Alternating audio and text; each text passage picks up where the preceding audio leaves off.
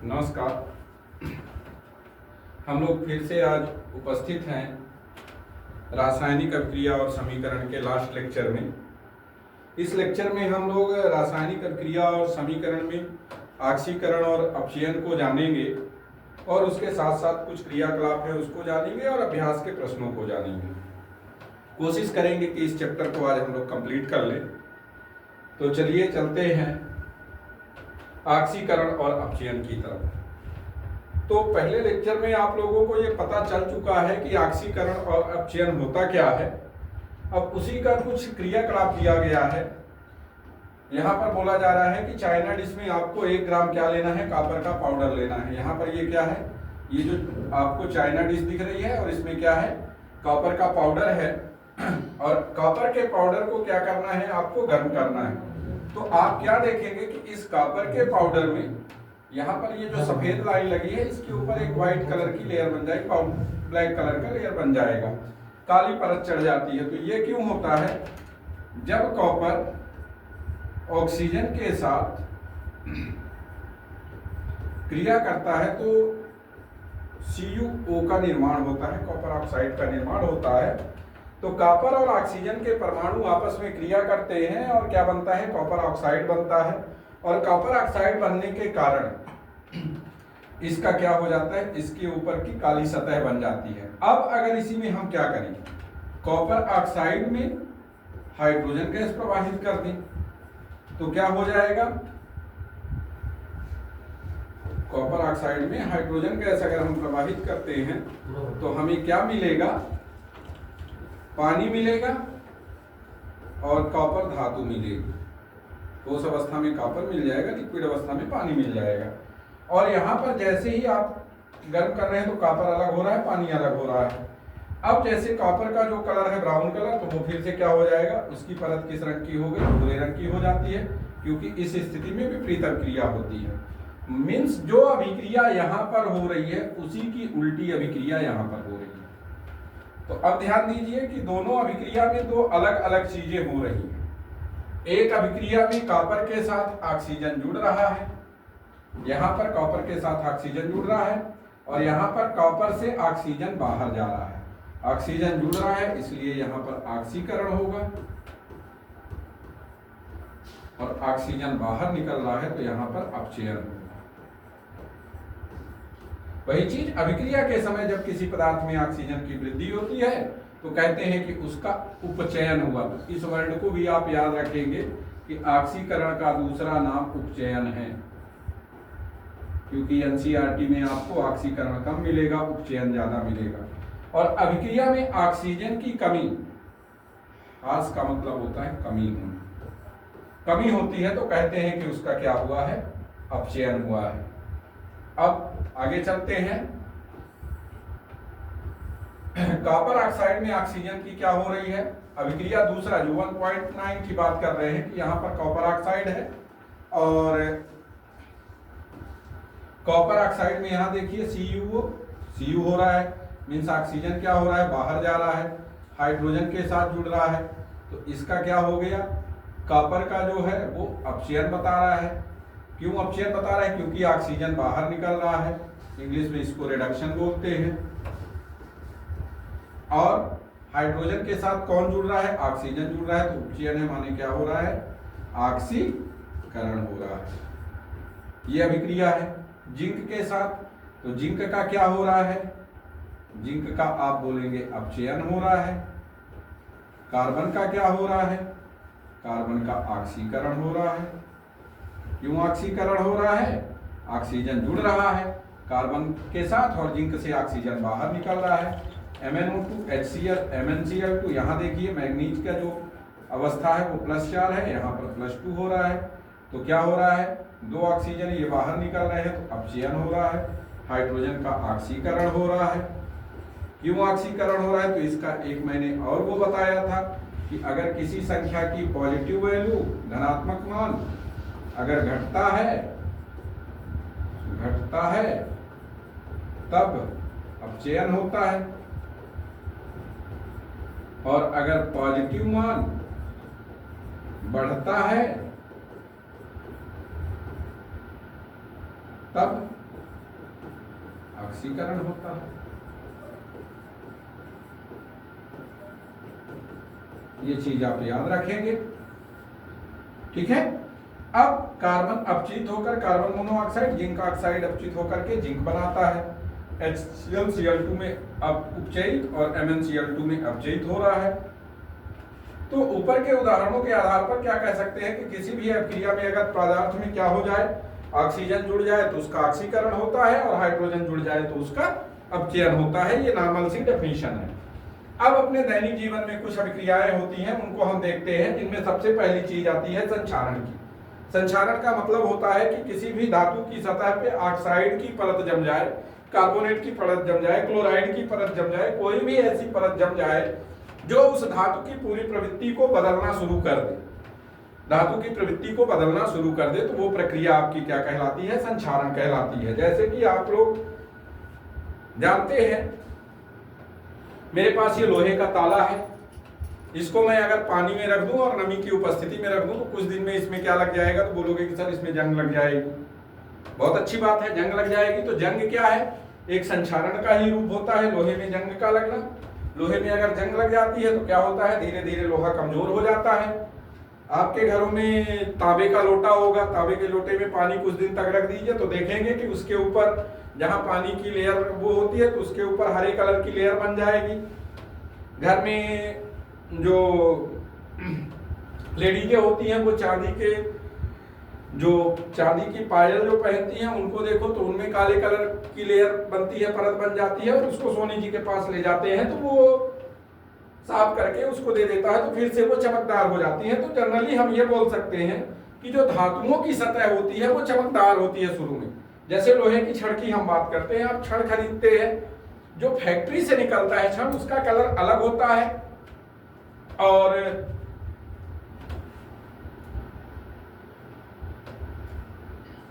जो फैक्ट्री से निकलता है छड़ उसका कलर अलग होता है। लेकिन जैसे ही वो हमारे घर के पास आता है और सामने घर के आप रख दो तो एक आध बार अगर पानी पड़ गया तो सीधे ब्राउन कलर की लेयर बनती है, लाल कलर की लेयर बनती है, तो उसमें उसे हम बोलते हैं कि जंग का लगना। तो यही पूरी क्रियाएं क्या कहलाती हैं?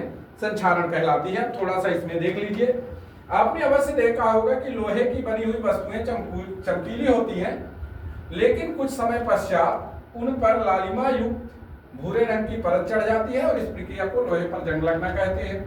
कुछ अन्य धातुओं में भी ऐसा होता है। चांदी और तांबे पर चढ़ने वाली परत के रंग पर ध्यान दिया, आसपास अम्ल आर्द्रता आदि के संपर्क में आती है तब ये संचारित होती है और इस प्रक्रिया को संक्षारण कहते हैं। चांदी के ऊपर काली परत व तांबे के ऊपर हरी परत का चढ़ना संक्षारण के अन्य उदाहरण है। ये चीजें हुई, ये मैंने पहले ही बता दिया। अब संक्षारण के कारण क्या होते हैं? बहुत नुकसान होता है, क्योंकि हमारे यहाँ जो ज्यादातर इंफ्रास्ट्रक्चर है, माने जो रोड का काम हो या पुल का काम हो, बिल्डिंग बनाते हैं हम लोग, तो बहुत सारे काम होते हैं, तो लोहे का ज्यादा से ज्यादा उपयोग करते हैं। घर बनाना है तो घर के लिए छड़ का उपयोग करेंगे, खिड़कियां लोहे की होती हैं, अब उनमें हम पेंट न करवाएं खिड़कियों में तो क्या होगा? जंग लगेगी, धीरे धीरे उनमें पतली पपड़ी जैसे मटेरियल निकलता जाएगा और क्षण वो क्या हो जाएगा? तो संक्षारण के कारण कार के ढांचे,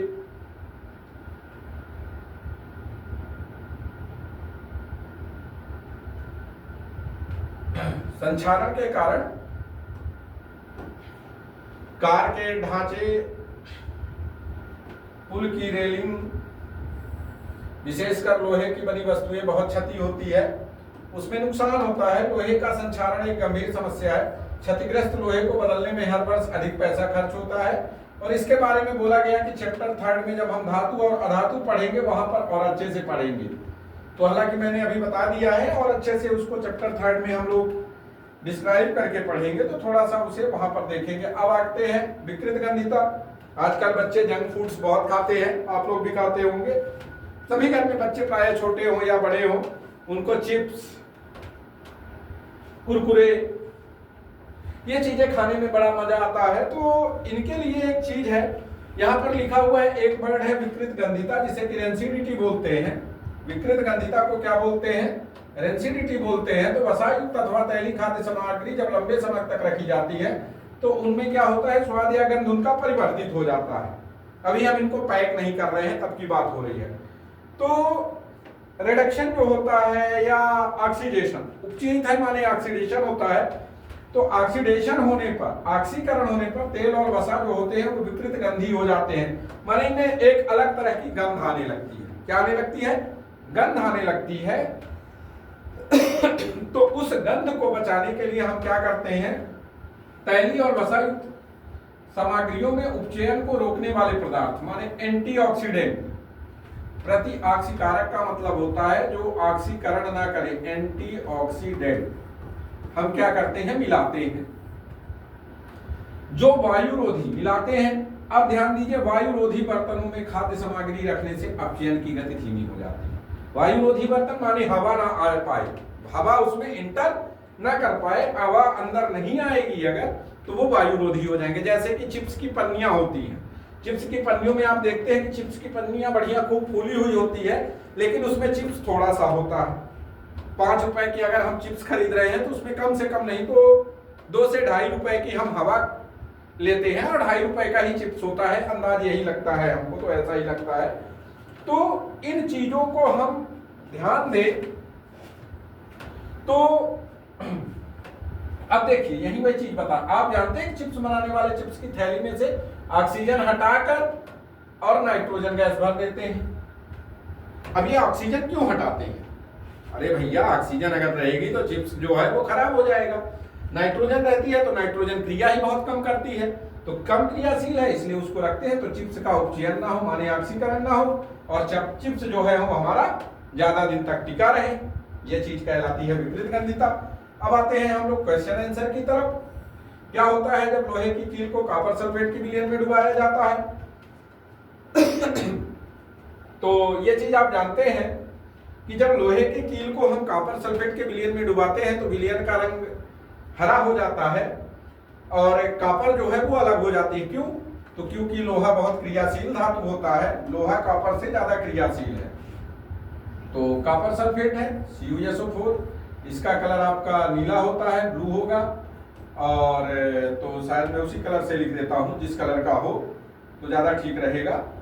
कॉपर सल्फेट किस कलर का होता है? तो कॉपर सल्फेट जो होता है वो इस कलर का होता है। सोल्यूशन आपका CuSO4 प्लस लोहे का कलर, जब लोहे की कील हम लेंगे तो उसका कलर व्हाइट होता है, व्हाइट तो नहीं होता, ग्रे कलर होता है। देखते हैं ग्रे कलर है क्या अपने पास? हाँ है। तो लोहे का कलर आपको दिख नहीं रहा होगा, इसलिए इसको मैं लिख देता हूं अभी हरे कलर से। इस कलर से, क्योंकि सोल्यूशन हमको इसी कलर का मिलेगा। तो आयरन, तो जो विलयन मिलेगा वो हमको आयरन सल्फेट का ये कलर मिलेगा, और कॉपर का ब्राउन कलर दिख नहीं रहा है अपने को, नहीं तो ब्राउन कलर होता तो ब्राउन कलर का कॉपर मिलता, तो हम यहाँ पर इस कलर से लिख देते हैं। इसका कलर ब्राउन हो जाएगा और इसका कलर ग्रीन हो जाएगा। तो कॉपर से तो कैसा विलयन का रंग क्यों बदल जाता है? क्योंकि आयरन क्या कर लेता है, कॉपर को डिस्प्लेस कर देता है, उसकी जगह से हटा देता है।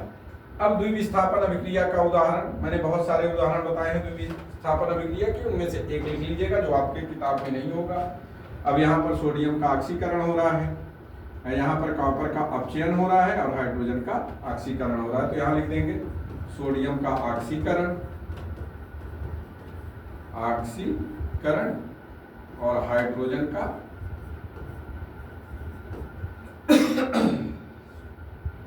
ऑक्सीकरण एवं कॉपर का अपचयन, एवं कॉपर का अपचयन या हो रहा, कॉपर का अपचयन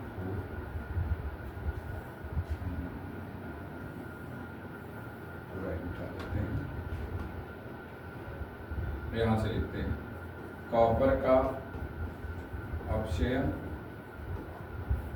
एवं हाइड्रोजन का ऑक्सीकरण। ठीक है, ये चीज आप ध्यान रखेंगे, वीडियो देखते समय ही इसको लिख लेंगे, नहीं बाद में हो सकता है कि ये इरेज हो जाएगा और आपको समझ में नहीं आएगा तो फिर गड़बड़ हो जाएगा। अब देखिए, आपने जो जो सीखा वो चीजें बताई गई कि रासायनिक समीकरण में अभिकारक का होना, उत्पाद का होना बहुत जरूरी है। अभिकारक के और उत्पाद की मात्राओं का बराबर होना ये भी जरूरी है, ये चीज है। फिर रासायनिक समीकरण को हमें संतुलित क्यों करना है, तो रासायनिक समीकरण को संतुलित करने के लिए सबसे जरूरी चीज होती है कि जो द्रव्यमान के संरक्षण का नियम था लेवोजियर के द्वारा कि क्रियाकारक के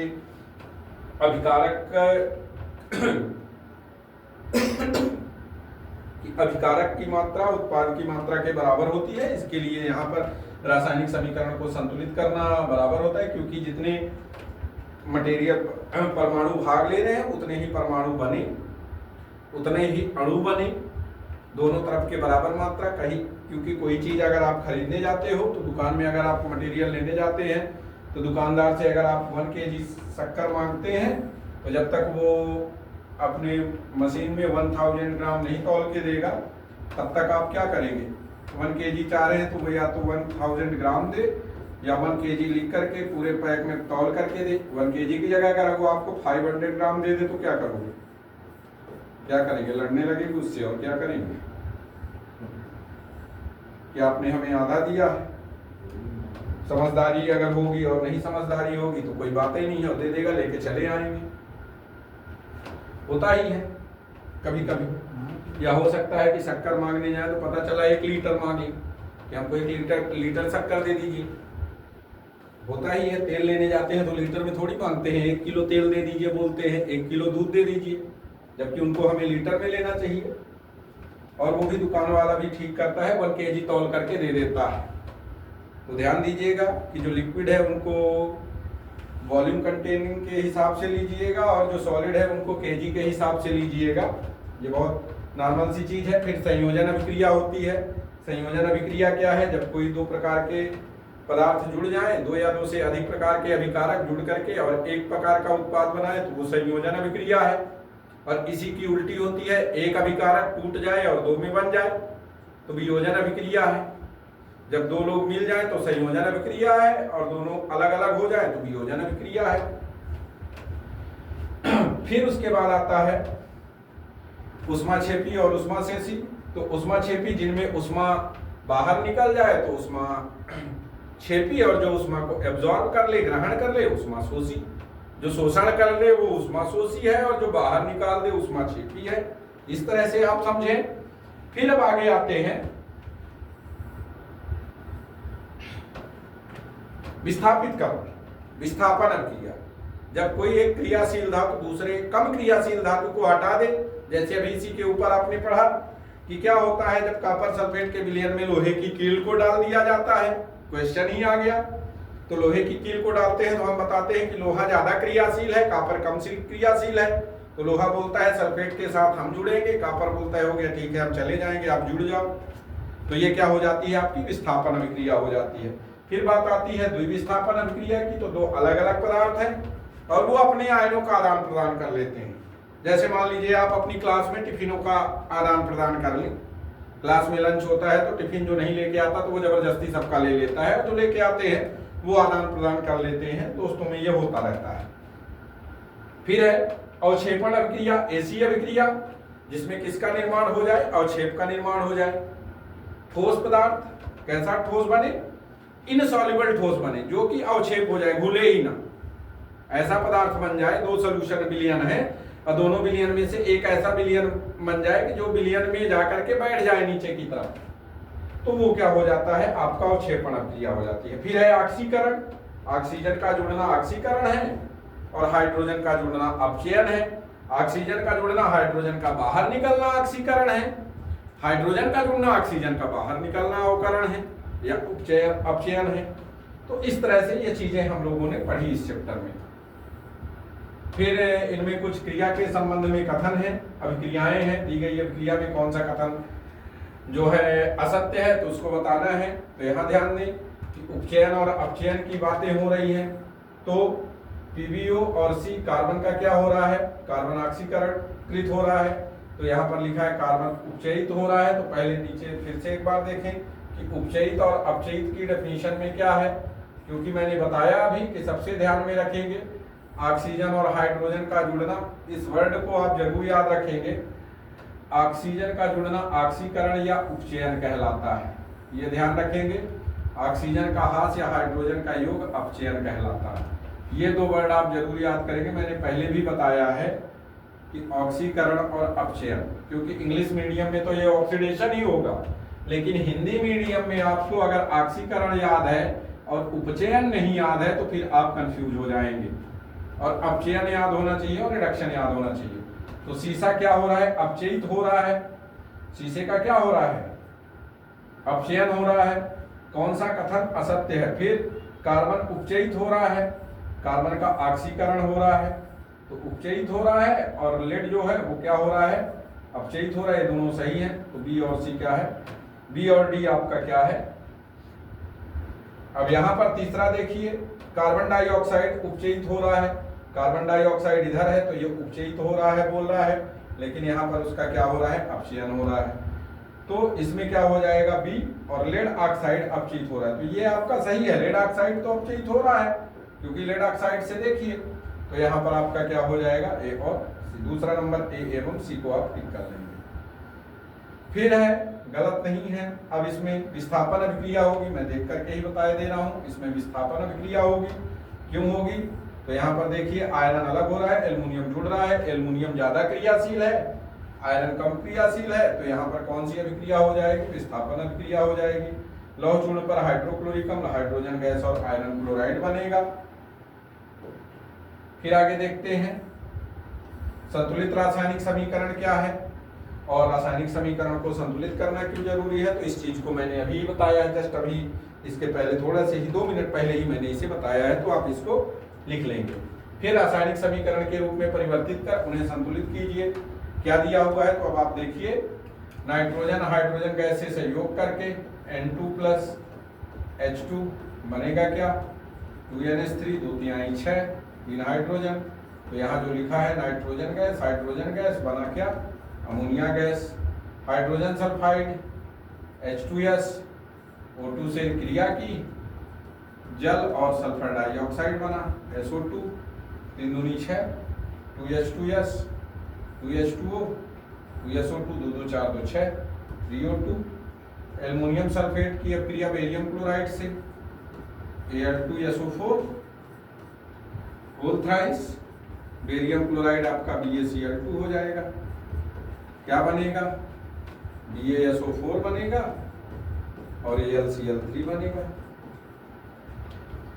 अब से ये अभिक्रिया को बराबर करना है तो 3 कर लीजिए, 3 कर लीजिए, 3 दूनी 6, 2 कर दीजिए। पोटेशियम धातु जल के साथ क्रिया करेगी, H2O बनेगा क्या? पोटेशियम हाइड्रोक्साइड और हाइड्रोजन गैस। HNO3 CaOH का ये होल ट्वाइस नीचे कर लेंगे, CaNO3 का होल ट्वाइस H2O, इसको संतुलित करना है तो देख लीजिए भैया कि HNO3 2 है तो 2 कर दो, 2H2O तो 2H2O हो जाएगा। NaOH H2SO4, 2NaOH, 2H2O, AgCl NaNO3 सही है, BaSO4, 2HCl ये भी सही हो गया। अब रासायनिक समीकरण लिखना है तो इनको बता दिया है मैंने कि लिखते चलेंगे। अब निम्न रासायनिक संतुलित समीकरण लिखिए। कैल्शियम हाइड्रोक्साइड और कार्बन डाइऑक्साइड, जो बोला है मैं केवल उसका आपको फार्मूला लिखे दे रहा हूं। कैल्शियम हाइड्रोक्साइड CaOH का होल ट्वाइस प्लस CO2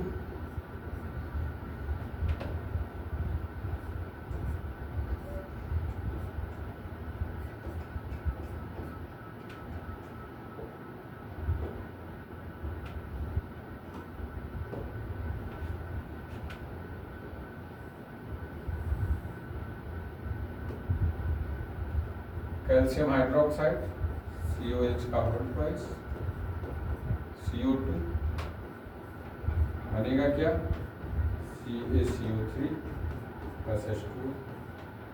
फिर क्या है? एल्युमिनियम और copper chloride, aluminium Al, CuCl2, AlCl3 plus Cu,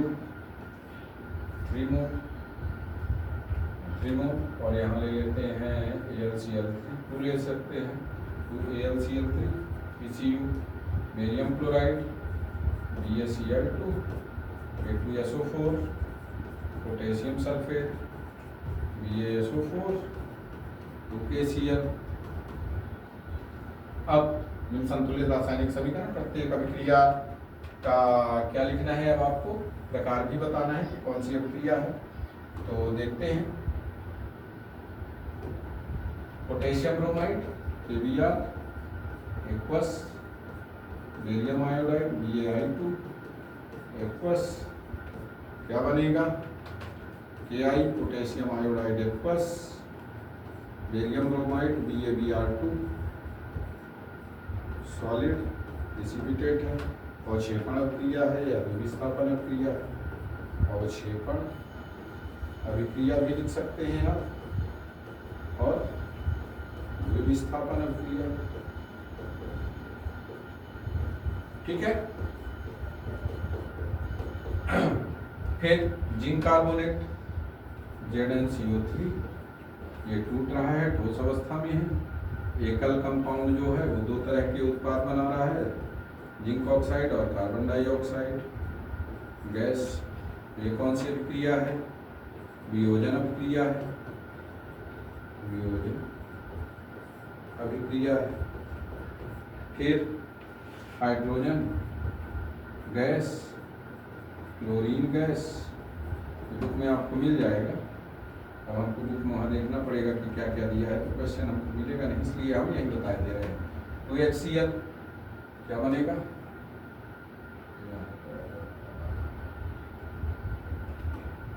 यहाँ पर क्या था, zinc oxide plus carbon dioxide, यहाँ क्या बन जाएगा 2HCl, ये हो गया, गैस हो गई।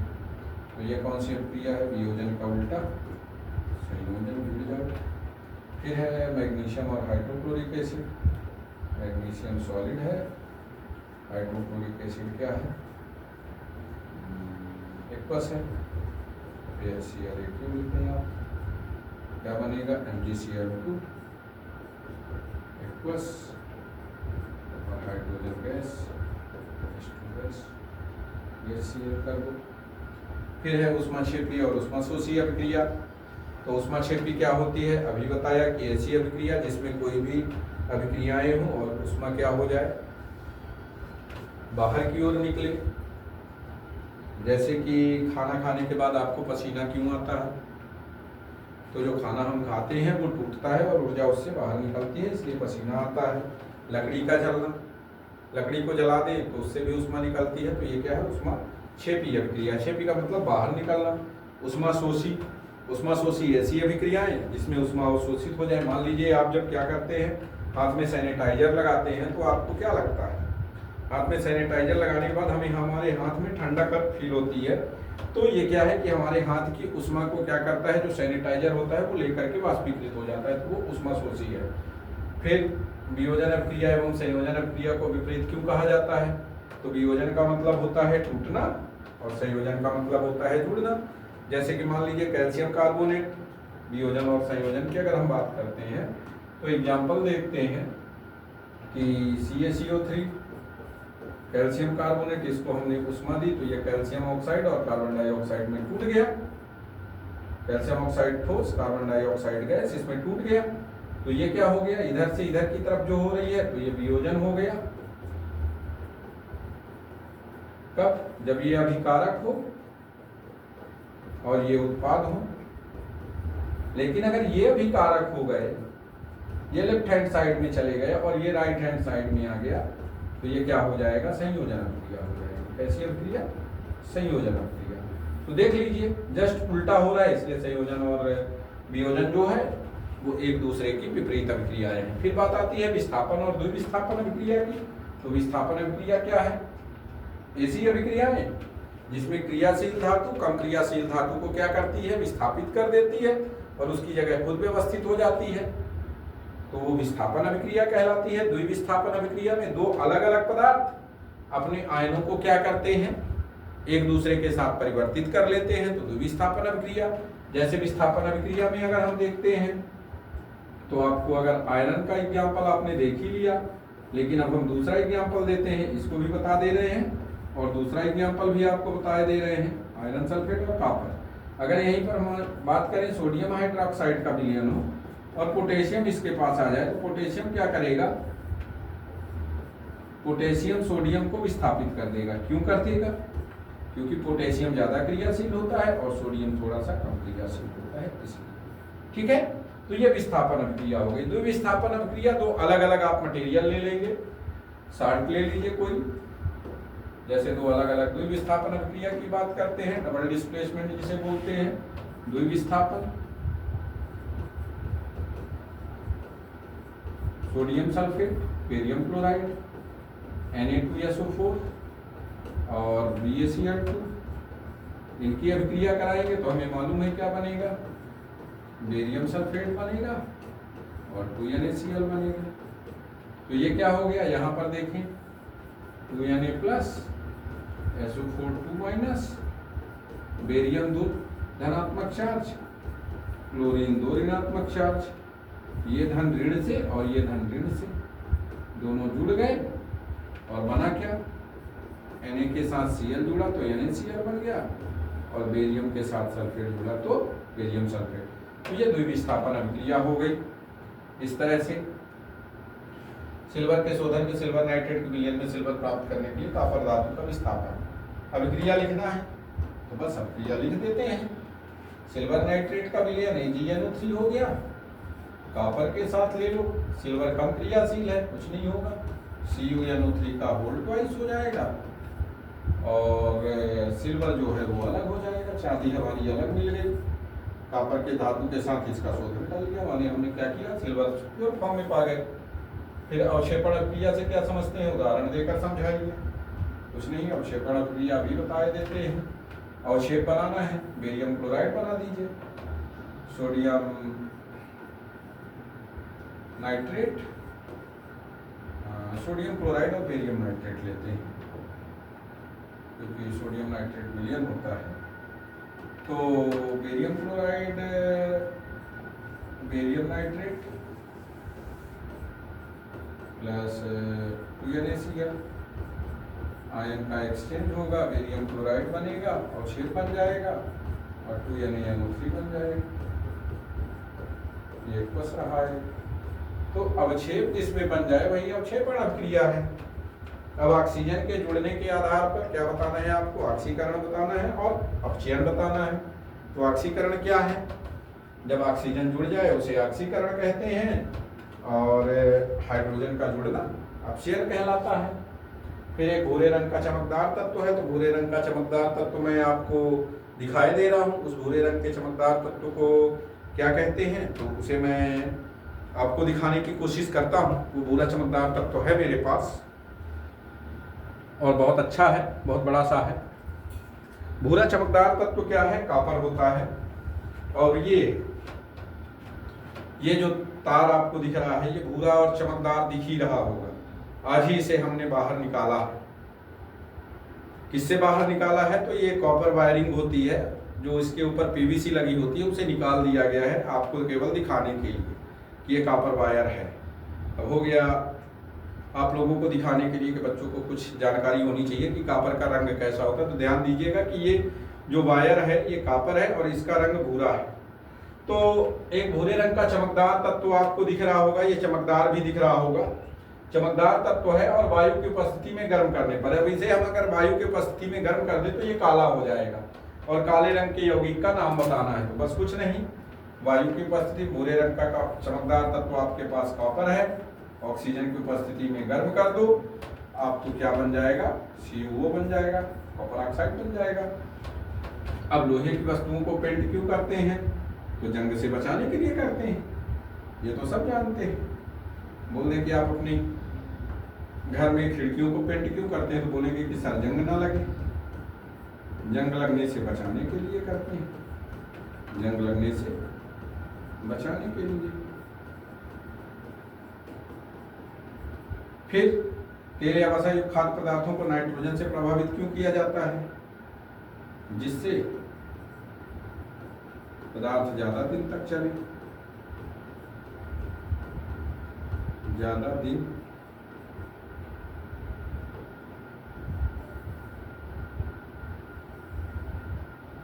जंग लगने से बचाने के लिए,